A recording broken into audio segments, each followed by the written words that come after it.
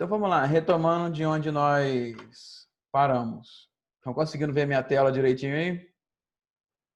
Sim. Você está ouvindo a gente? Sim. Então vamos prosseguir. Então, porque ela é utilizada, a gente já falou. Agora vamos falar sobre por que o carburador perdeu espaço no mercado. Então, alguns pontos são óbvios e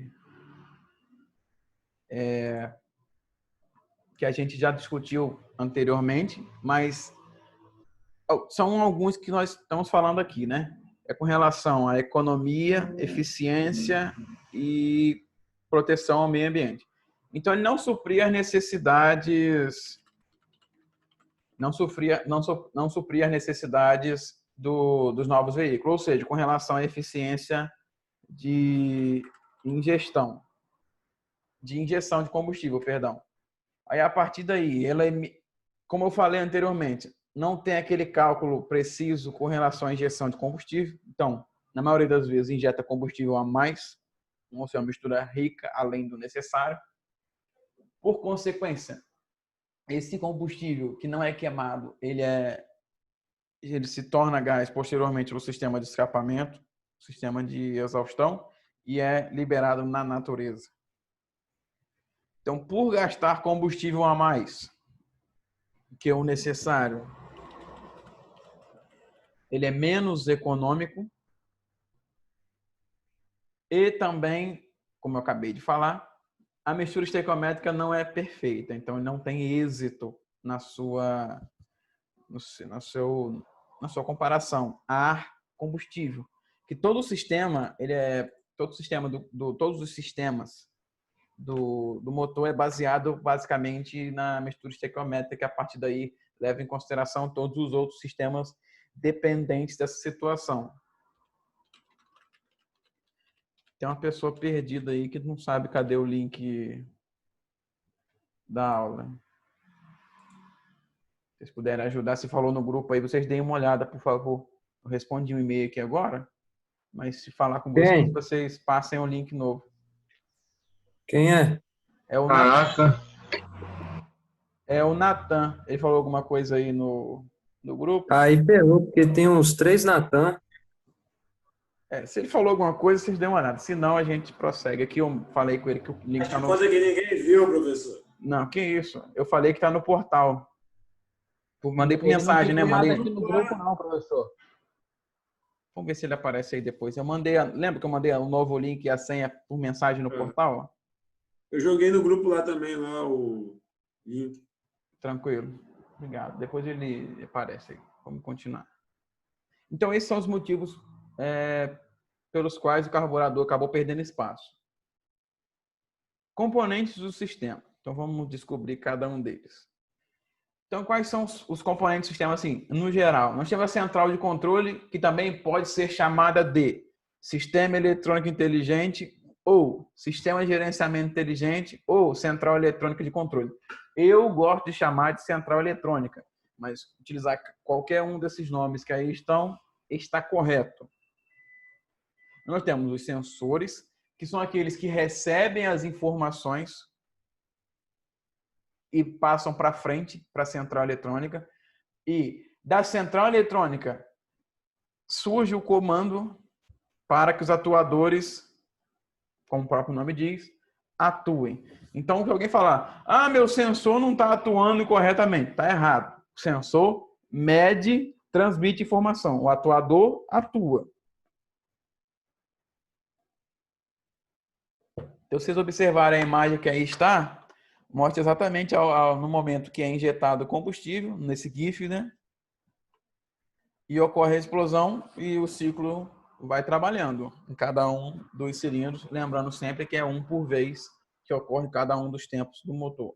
Mestre, Fala. você vai falar de direta e indireta na injeção? Vou sim. Beleza. Vamos lá, vamos falar sobre os componentes. Ainda vamos chegar nesse ponto aí que você colocou, Alencar, pode ficar tranquilo. Então, central eletrônica. Então, o que ela é? Então, vocês estão vendo aqui, É uma placa eletrônica como qualquer outra. Então, o que ela faz? Como eu acabei de dizer, os sensores fazem leitura de informações e as passam para a central eletrônica. Ou seja, então ela vai receber essas informações, vai processá-las e, a partir daí, vai atuar nos ajustes dos atuadores. Com qual propósito? Otimizar o funcionamento do motor. Então, a partir de todos esses sensores, ela consegue se autoajustar em alguma condição adversa. Por exemplo, uma vela não está funcionando. Então, naquele momento, não está acontecendo a explosão em um dos cilindros.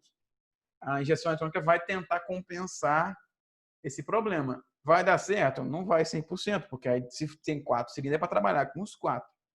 Mas vai fazer o máximo para o motor não ficar fraco a partir disso. Isso não vai durar muito tempo, logicamente. O consumo de combustível vai subir muito. Professor, Fala. A central, pelo que eu entendi aí, ela é programada assim, para toda a parte de processamento dela, dependendo do que o motor mandar de dados para a central, ela vai ajustar o motor visando a economia ali, a otimização do combustível, então. Exato. Ela vai fazer esse ajuste automaticamente através da central, da programação da central. Sim, ela avalia alguns indicadores. Esses indicadores têm, assim, padrões de comparação. Está de acordo com o padrão? Beleza. Não está, ela se autoajusta para corrigir esse problema. Então, é possível fazer uma programação ao meu gosto? Por exemplo, não quero que ela seja econômica, não. Quero que ela injete combustível adoidado mesmo, que o negócio fica muito doido. Remap. Eu consigo fazer isso? Eu consigo Consegue. programar Eu não recomendo não, entendeu, Marco? Como é uma placa eletrônica como qualquer outra, tentar é possibilidade. Se vai ficar bom ou não, se vai funcionar adequadamente, aí já são outros 500. Posso responder isso aí, hein? Fica à vontade. É o seguinte, quando você coloca Inclusive, era isso que eu queria, Alencar. Era isso que eu queria que você respondesse. E altera as características do carro, você tem que fazer um remap, porque muda essa mistura estequiométrica. Às vezes você entra mais ar do que combustível que injeta, aí você tem que mudar a porra toda. Tá gravando, cara. dinheiro. Tá gravando, só para te lembrar. Ah, todo mundo conhece palavrão, tá até no dicionário. Mas não precisa incluir na aula, não. Vamos prosseguir. Então, como eu estava dizendo, ela se autoajusta. Para a ideia seria o quê? Ela funciona mesmo se algum dos sensores não estiver informando adequadamente. Ela tenta dar seu jeito, como eu disse. Qualquer problema que, teoricamente, pararia o funcionamento, como, por exemplo, no carburador, a boia para de funcionar, já não vai funcionar direito. Já vai a tendência que ele pare de funcionar por consequência. No caso da injeção eletrônica, não. Se algum dos sensores vier a parar, ela dá o jeito dela e consegue trabalhar. E a partir disso, que eu consigo ter um veículo flex, que ela vai se adaptando às situações que lhe são propostas. Então aqui nós temos um exemplo. Ela tem uma plaquinha eletrônica padrão e tem uma carcaça de proteção.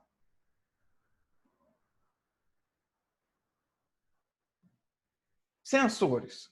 Então nós temos vários sensores. Tem aqui o Common Rail, para quem não sabe, é daquele de diesel, a gente pode falar depois sobre isso, dependendo do tempo. E a partir daí nós vamos ver cada um dos principais sensores que nos interessam, que são esses que estão aqui embaixo. Sensor de rotação, sensor de fase, sensor de pedal do acelerador, da borboleta, a gente vai falar sobre isso a seguir. Então, o sensor de rotação, na imagem ao lado. Como o próprio nome diz, ele informa a rotação do motor lá na central de injeção, ou seja, na central eletrônica. Eu tive que trocar o sensor de rotação há pouco tempo, porque ele deu um problema, tem problema na bomba de combustível, porque o sensor de rotação não estava funcionando corretamente. A bomba de combustível é um atuador. Depois nós vamos falar disso aí.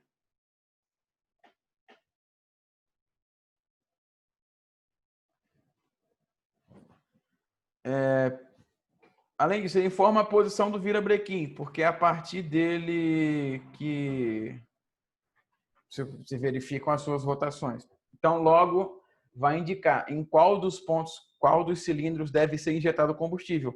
porque eu sei qual posição vai estar o meu pistão. Então, a partir daí eu vejo qual tempo está sendo executado. Se está se deslocando do PMI para o PMS, do PMS para o PMI, e a partir daí fazer a injeção de combustível no momento ideal. Então, em alguns casos, vai ter lá o sensor de fase, que é aquele que determina o tempo do ciclo Otto, que eu acabei de falar, que é para fazer esse tipo de coisa, injetar no momento correto. Então, ele pode trabalhar em conjunto ou não com distribuidores para aqueles veículos que ainda possuem um distribuidor, só para constar.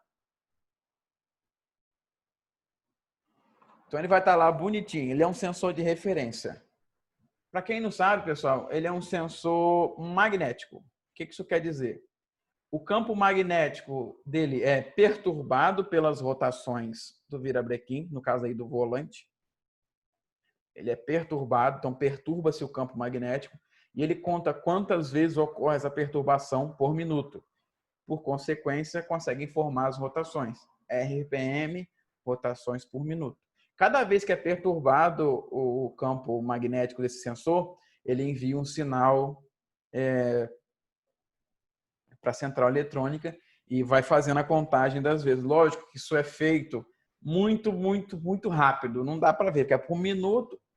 Aí tá lá, 3.000 rotações por minuto. Você não vai ver os 3.000 sinais que ele vai mandar. A central eletrônica está verificando, está fazendo todos os cálculos o mais rápido possível.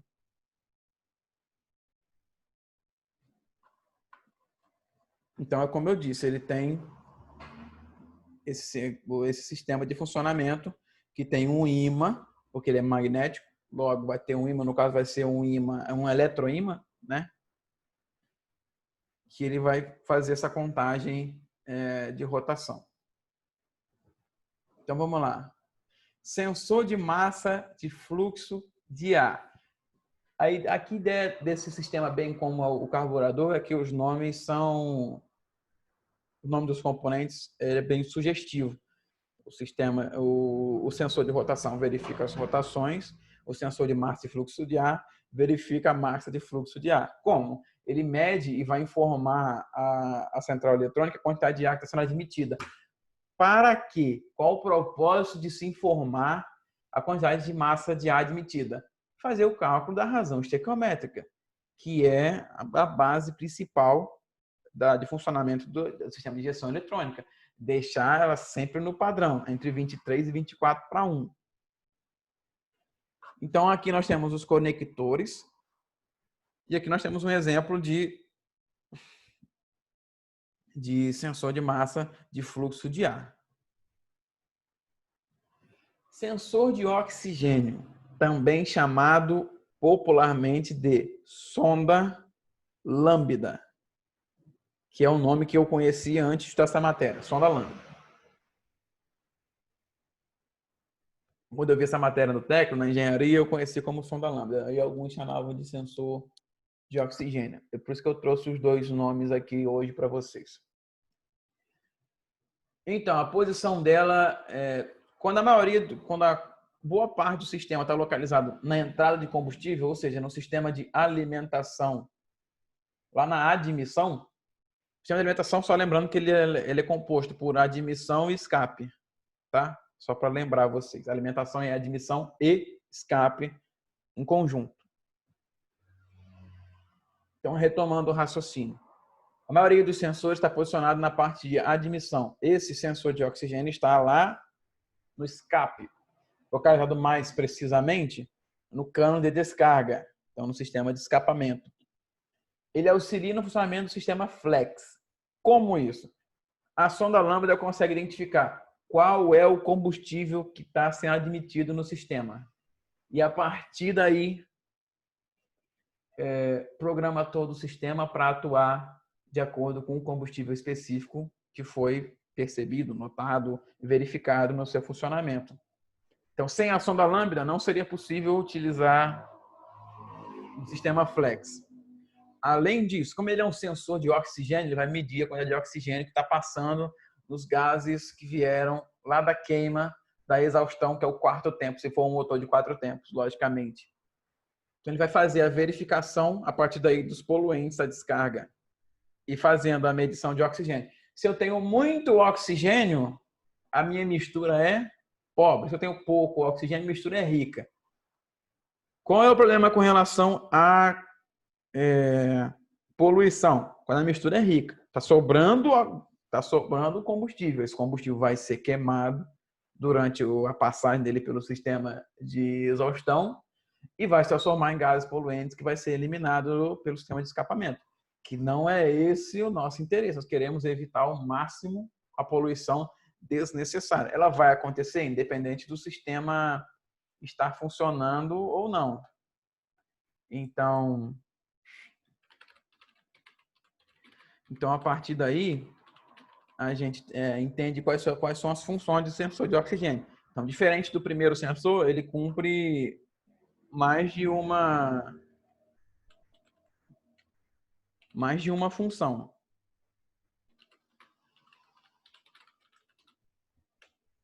Então, aí nós temos um exemplo de sonda lambda.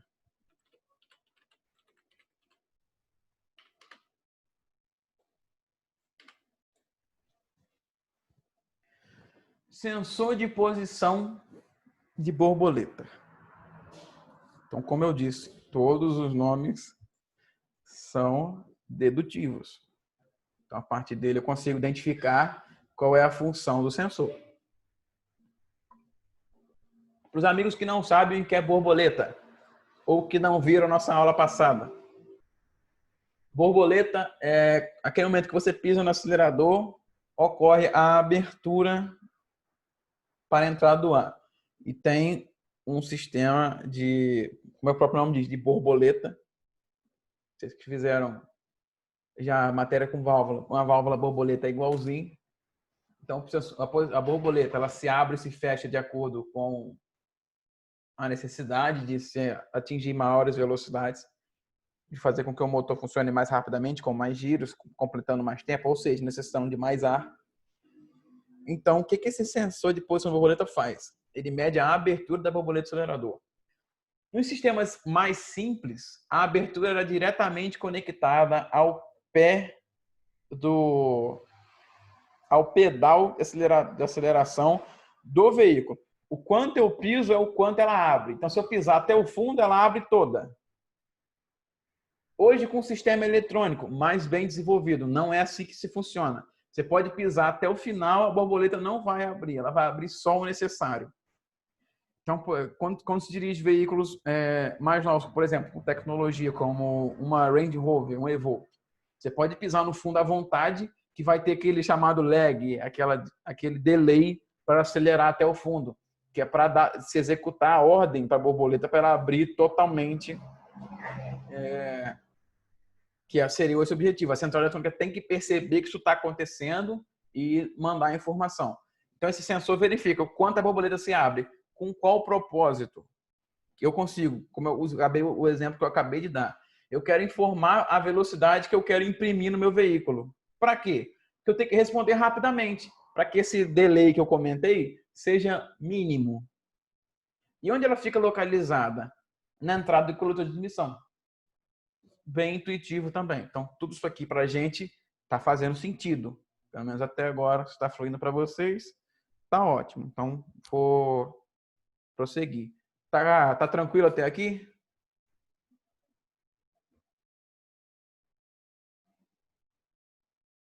Ok. Beleza, vou prosseguir então. Tá de boa. Então aqui nós temos exemplo de sensor de borboleta. Sempre verificando que eles têm um conector, que é esses três pontinhos que aqui se apresentam. Esse conector que vai estar ligado à central eletrônica, que vai mandar as informações do sensor para esses dados serem trabalhados, processados, analisados e depois fazer os ajustes a partir dos atuadores. Sensor de temperatura. A gente já falou dele quando a gente falou sobre o sistema de arrefecimento, mas nós vamos voltar nele agora também. Com relação ao ar, ele é utilizado para o cálculo de massa de ar admitida. Por quê? Se a temperatura do ar estiver acima do padrão, ele vai se expandir. Por consequência, a massa de ar admitida não vai ser o suficiente. E tem que se verificar o cálculo estequiométrico a partir disso. Também, ele fica localizado no coletor de admissão, próximo ao sensor de posição da borboleta. Agora, com relação ao líquido de arrefecimento, isso a gente já falou. Mas ele está aí as funções dele, que é medir a temperatura de funcionamento do motor no geral, para o cálculo do combustível injetado, né, que se estiver muito quente, provavelmente o motor trabalhando mais do que deveria. Então, isso também é um porém. E também está ligado com o funcionamento da ventoinha. Beleza. Isso a gente já viu na nossa... Tem 2 semanas, né? Então, este é um sensor de temperatura de ar. Então, nós temos aqui alguns exemplos dele. E aqui é o do líquido de arrefecimento. Aqui nós temos alguns exemplos dele também. Sensor de Peraí, né? Opa, fala. Volta ali rapidinho. Aonde? Esses líquidos de arrefecimento, por que são tantos assim? Não, são vários tipos, né? Você pode colocar, depende do fabricante. Ah, entendi. São Por isso que variações. essa coloração é Sim, diferente. são variações, entendeu? Eu só conheço 3. Por exemplo, uma BMW não tem o mesmo sensor de um Uno, é só para você ter uma ideia. A construção dele, o funcionamento é basicamente o mesmo. A construção Ah, dele, ali né? é sensor, né? Tô pensando que é líquido, pô. Não, é sensor, pô. São exemplos de sensores. Beleza. É a carcaça, a cor, o fabricante que decide. A Ah, isso é função é a lógico. mesma. Cada carro tem seu. Show? Então, Beleza.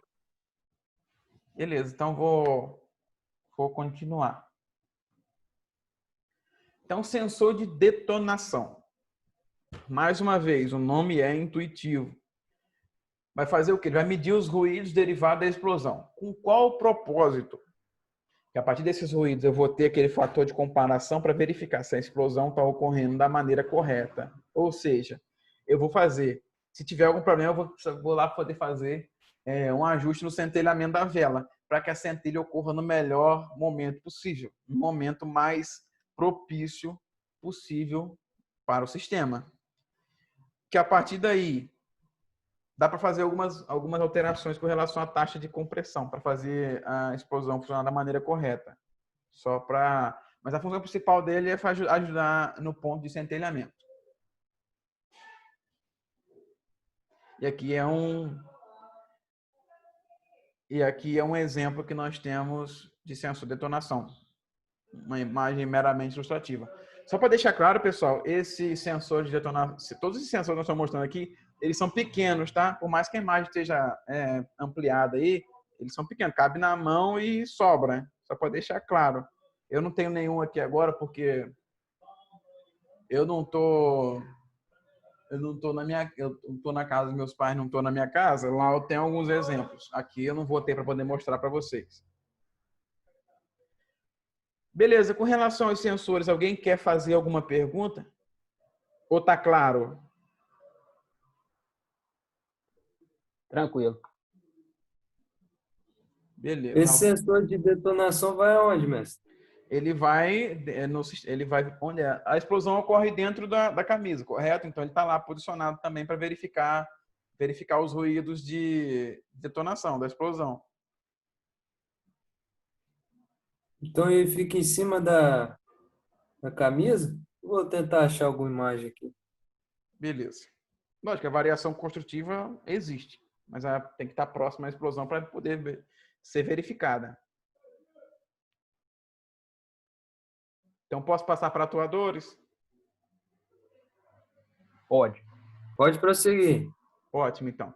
Então, atuadores. Como eu disse, o sensor verifica informação e passa para a central eletrônica. Quem executa ordem da central eletrônica a partir de todos esses casos, esse trabalho, essa verificação, essa análise dos dados, são os atuadores. Então, quem atua no sistema? O atuador. O sensor, se escrever o sensor atua, já não está certo. Só para deixar claro. O sensor não atua, o atuador não atua. Então, é semelhante ao que nós vimos com relação ao sensor, tem os conectores aqui. Então, um exemplo de fiação aqui de conexão.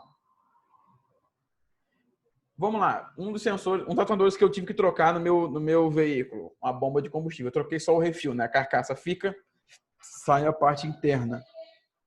Porque o sensor de rotação não estava muito bom, o combustível também não estava muito bom e acabou atrapalhando o funcionamento da bomba de combustível. Ela travou e parou de funcionar. O mecânico sugeriu uma mudança. É que ano? 2002. É que ano o carro? 2002? 2002? Isso. E é qual carro? Uno. Uno? Uno Millifire. 1.0. É 1.0.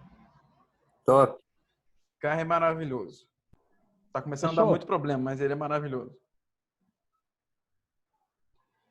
Então, Professor. prosseguindo. Fala. Com relação aos atuadores, aí eu posso dizer que como é que eu posso definir melhor o que seriam os atuadores assim para eu não confundir com o que é sensor? Sensor seria tudo aquilo que Mede e envia informação. Atuador recebe informação e executa. perfeito. Ok. Com o andamento aqui, eu acho que vai clarear. Se não clarear, a gente volta nisso, beleza? Ok, segue aí. Digamos assim, a linha de funcionamento é sensor central atuador. Se a hierarquia funciona assim, o sensor médio é central, processa e o atuador ajusta. Beleza? Entendi. O sensor coleta, manda para A central trabalha e passa a informação para o atuador e o atuador executa. massa. Então vamos dar prosseguimento aqui. Então o atuador, ele é responsável pela a bomba de combustível, perdão. Ele é o atuador responsável pela alimentação de combustível, obviamente. Na maioria dos veículos, ela é no tanque. Grande maioria. E a ideia é um fluxo constante de combustível. Então ela está sempre bombeando. Então quem vai decidir se é injetado ou não é o bico injetor. Não vou falar dele mais à frente, mas a bomba está sempre funcionando. A ideia é ela sempre deixar o combustível na ponta da linha, que é lá no bico injetor. Quando ele atuar, ter combustível lá garantido. Então, ela mantém a linha, como é que eu vou dizer assim? Cheia. A linha está atuando perfeitamente. Então, aqui nós temos um exemplo. O que eu tive que trocar foi essa parte que está aqui. Ó. A carcaça ficou. E tirou essa parte de dentro. Não demorou muito para trocar, não. Demorou para descobrir o que era. Primeiro a gente viu que o sensor de rotação estava ruim, que ele não estava trabalhando, não estava executando. Fizemos uns testes nele, né? E trocou o sensor de rotação e não funcionou mesmo assim. Aí beleza. Aí o mecânico me ligou, fui lá, olhei com ele. Aí ele falou, rapaz, eu vou olhar a sua bomba. Eu falei, pode olhar. Aí ele viu que estava fizemos teste na bomba também e vimos que não estava funcionando. Foi isso. Acho que foi R$80 para consertar tudo. Foi barato. Que sorte, hein? Ainda bem, né? Já trocou a junta, mestre? Já trocou junto, já troquei a correia. Porque o que tinha era um palhozinho 1.0, tinha que trocar junto. O Fire sempre pede. É padrão isso aí. No manual tá lá. A maioria nem lê o manual, aí não sabe. Porque parou de funcionar, não sei o que houve. A gente que estuda tem que aproveitar os estudos para fazer alguma coisa, né? Então é ótimo que a gente pare para analisar os manuais e siga a risca, né? Não é em casa de ferreiro, espelho de pau. É o contrário. Tem que ser o mais rígido possível para deixar o equipamento em ordem. No nosso caso, o motor, a combustão. Rapidinho, aquele sensor de detonação, eu pesquisei aqui rapidinho algumas imagens, porque eu não estava recordando dele, mas ele é fixo no bloco, lá de fora do bloco. Tranquilo. Então tá aí a bomba de combustível para nós. Válvula reguladora de pressão. Vocês fizeram hidráulica e pneumática já? Sim. Não. Então, beleza. Alguns vão pegar, já sabem o que funciona, mas eu vou explicar novamente. Então, a válvula reguladora de pressão, como o próprio nome diz, ela está ali com qual função? Regular a pressão da linha de combustível. Como? Nós temos, primeiro, como é que uma válvula vai funcionar? ela vai ter que regular a pressão entre 1 e 4 bar. Vai depender de quem? Do sistema que está sendo utilizado. O sistema tem a pressão ideal, né? Como que isso acontece? Nós temos uma linha auxiliar de combustível. Tem a linha principal, uma linha auxiliar. Essa linha auxiliar fica fechada por quem? Pela válvula reguladora de pressão. Quando a pressão está acima do normal, essa válvula se abre e como tem uma perda de carga, porque eu aumentei o trajeto do combustível, do fluido, por consequência a pressão diminui. E esse fluido que está sendo deslocado pela linha auxiliar retorna ao tanque. Então é como se fosse realmente um alívio. E eu, com essa linha auxiliar, a partir da válvula reguladora de pressão, sendo, dependendo, entre 1 e 4 bar a partir do sistema que está sendo utilizado, ela evita que ocorra a sobrepressão do sistema, sobrepressão da linha de combustível. Então, essa é a função da válvula reguladora de pressão. Vocês podem observar que cada um dos componentes tem funções simples e diretas, é fácil de explicar como é que eles funcionam e quais são os objetivos de cada um deles. Manutenção todos esses componentes. Deu problema? Troca. Não tem manutenção, não dá para resolver. Infelizmente. Como é um componente eletrônico, a tendência quando ela falha, acontece é uma falha catastrófica. E aqui nós temos um exemplo de como ela funciona, logicamente. Então, aqui o retorno de combustível, no caso da linha auxiliar, o combustível entra aqui. Se a válvula está fechada, o combustível não passa. Se a válvula se abre, o combustível retorna ao tanque por essa linha auxiliar a partir dessa válvula.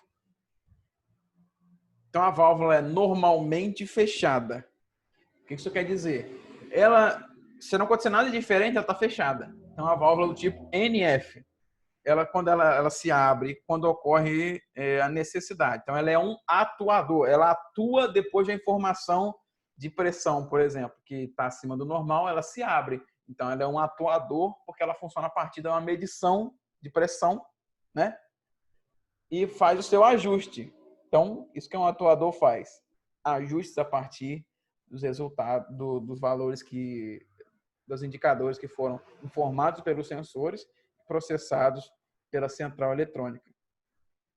Pessoal, antes de começar o atuador de marcha lenta, eu vou encerrar essa chamada aqui, que o nosso tempo já está se esgotando, e vou começar outra.